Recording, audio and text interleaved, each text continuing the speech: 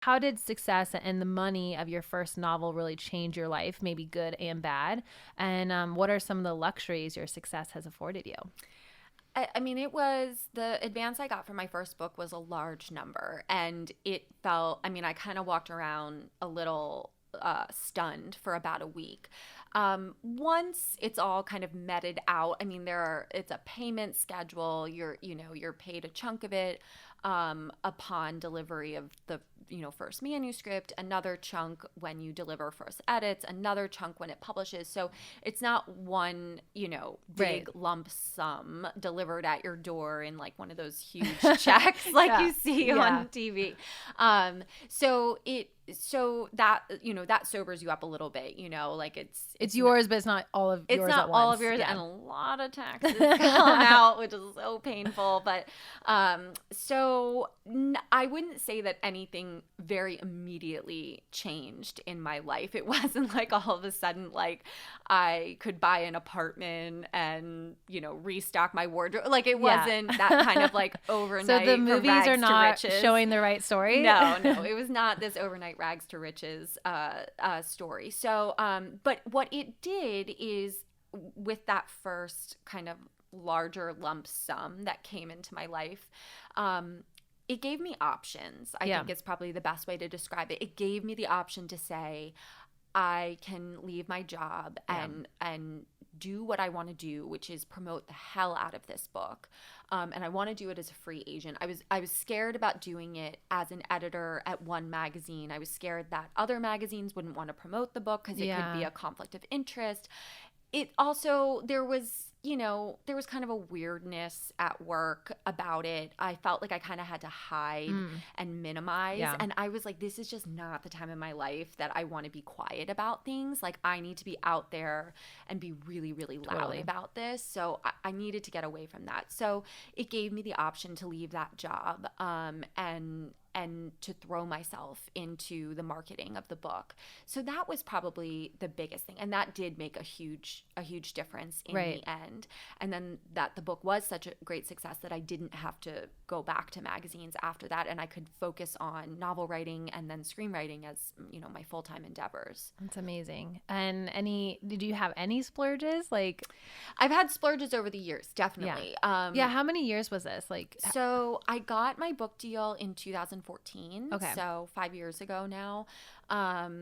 And so, yeah, in 5 years, like, I'm now making royalty checks on Luckiest Girl.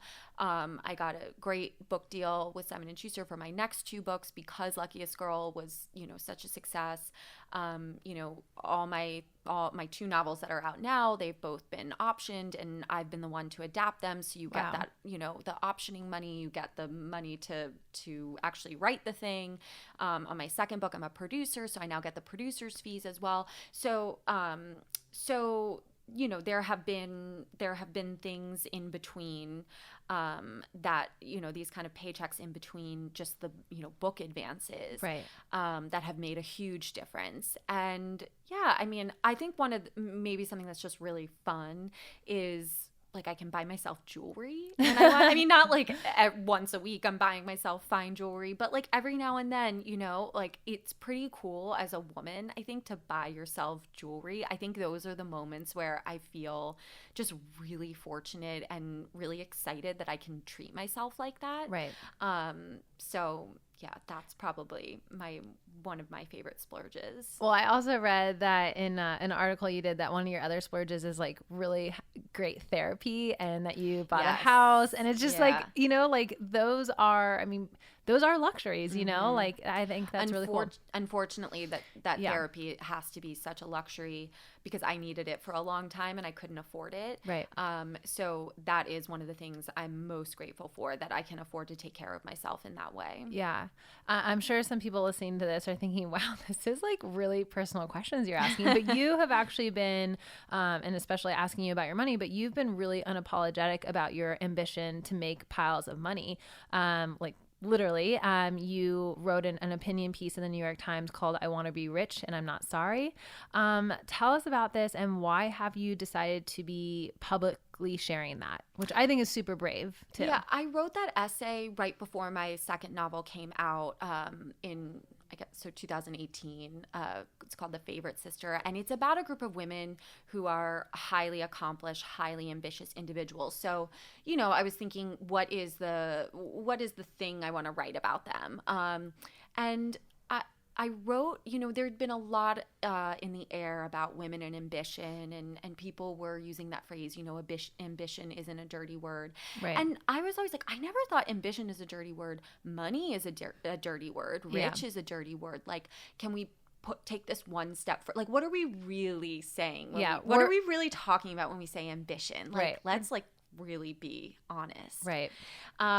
So the word rich kind of popped into my head as like, this is the kind of provocative kind of like root of this word, ambition. So, and I think also I felt very alone in my ambition, in these desires to do well for myself financially and kind of create my own wealth. I felt I didn't know any women who felt like that. And the narratives I knew were kind of, they were like in two camps. So the one camp was the women I knew who were, having kids, weren't really that crazy about their jobs, or like had been thwarted in their careers in various ways, the way, the system is set up to like not really allow women to thrive in corporate America once you have children, so you're kind of met with that resistance. And I get it. Like, I get if like having children and a family is a priority for you, like if you come back to your career and no one really wants to see you thrive, like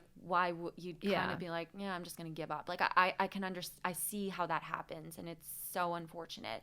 So it was like knew women like that, and then I knew women in the magazine world, writers and creative types who were incredibly ambitious and like zero focus, like this laser focus on their careers, and not really that interested in like getting married and families and all these things that they felt would slow them down, but they weren't making any money. Like, that was the biggest thing during my time in magazines that I learned, is you can do really, really well, and you can be the editor-in-chief's teacher's pet, which like I worked really hard to be, and they give you all this responsibility, and you have 10 bylines in each issue, but that level of work and effort isn't reflected in your pay, right. So I was like, wait, I don't want to be just like spinning my wheels here and just working and grinding myself out. And like, I'm working in an industry where they don't have the money's going, no one is making what they used to make.